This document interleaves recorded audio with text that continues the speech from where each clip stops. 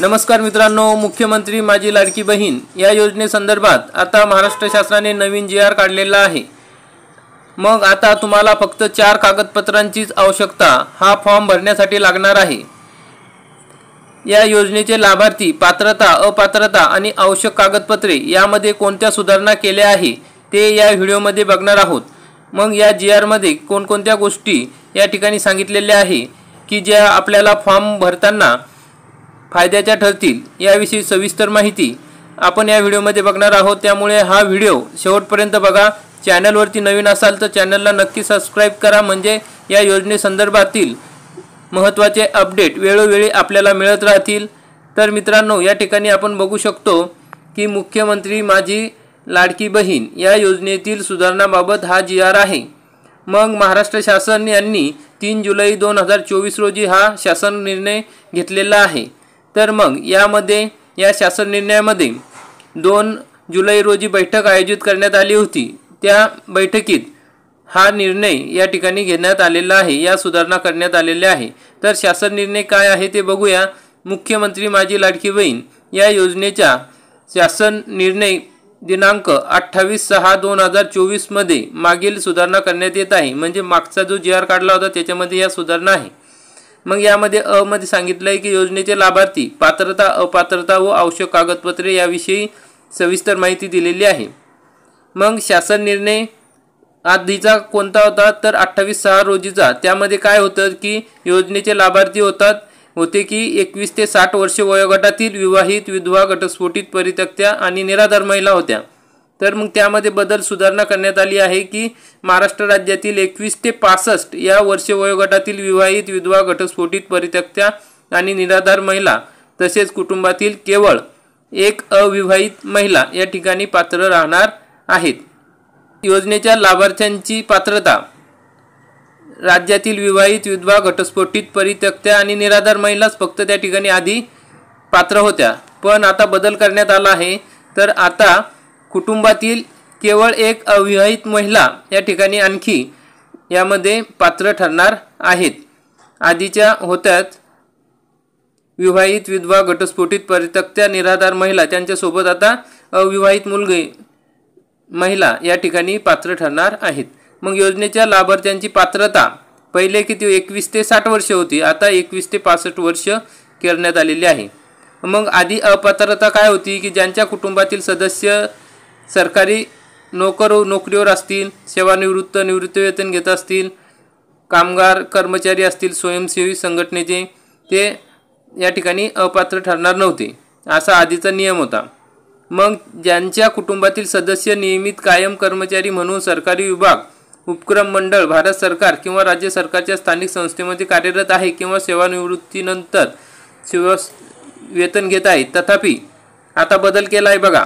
2.5 लाखापर्यंतच उत्पन्न असलेले बाह्य यंत्रणाद्वारे कार्यरत असलेले कर्मचारी, स्वयंसेवी, कामगार आणि कंत्राटी कर्मचारी पात्र ठरतील की ज्यांचं जे निवृत्तीवेतन घेत आहेत पण त्यांचे 2.5 लाख रुपये उत्पन्न आहे, तर तसेही कर्मचारी या ठिकाणी आता पात्र ठरणार आहेत।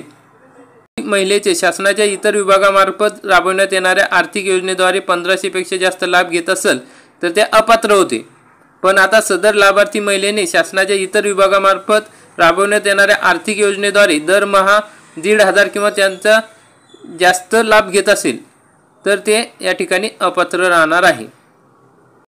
ज्यांच्या कुटुंबातील सदस्यांची संयुक्तपणे 5 एकरापेक्षा जास्त शेत जमीन होती त्या ठिकाणी ते अपात्र ठरत होते आधीच्या ह्याच्यात। तर आता येथील अपात्रतेची अट वगळण्यात आली आहे, म्हणजे आता शेतजमिनीचा विशेष त्या ठिकाणी घेण्यात येणार नाही, आता फक्त तुमचं उत्पन्नावर त्या ठिकाणी बघतील।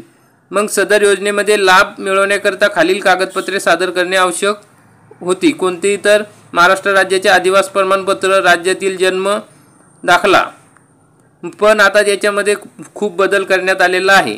तर मग कोणता बदल करण्यात आला आहे की महाराष्ट्र राज्याचे अधिवास प्रमाणपत्र, लाभार्थी महिलेकडे अधिवास प्रमाणपत्र नसेल तर त्याऐवजी त्या महिलेने 15 वर्षापूर्वीचे रेशन कार्ड किंवा मतदान ओळखपत्र किंवा शाळा सोडल्याचे प्रमाणपत्र आणि जन्म दाखला या 4 पैकी कोणतेही ओळखपत्र ग्राह्य धरण्यात येईल।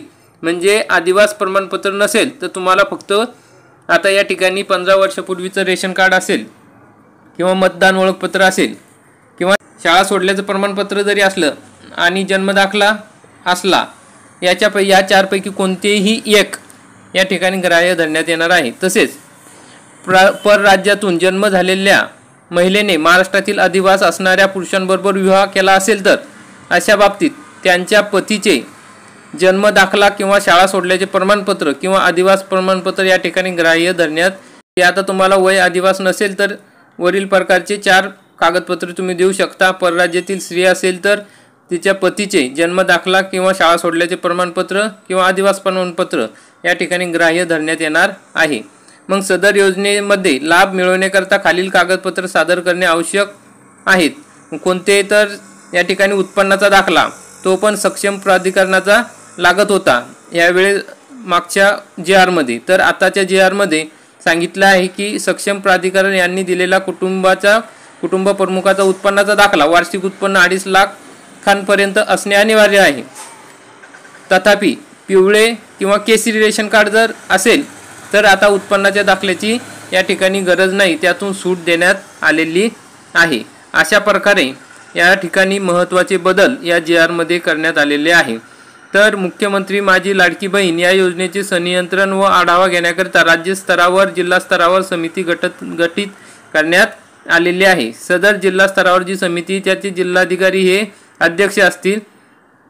सदर समितीमध्ये अंशतः बदल करून संबंधित जिल्ह्याचे पालकमंत्री त्यांच्या अध्यक्षतेखाली जिल्हास्तरीय समिती गठीत करण्यात येणार आहे। आधी जिल्हाधिकारी होते, आता पालकमंत्री या ठिकाणी अध्यक्ष राहणार आहे।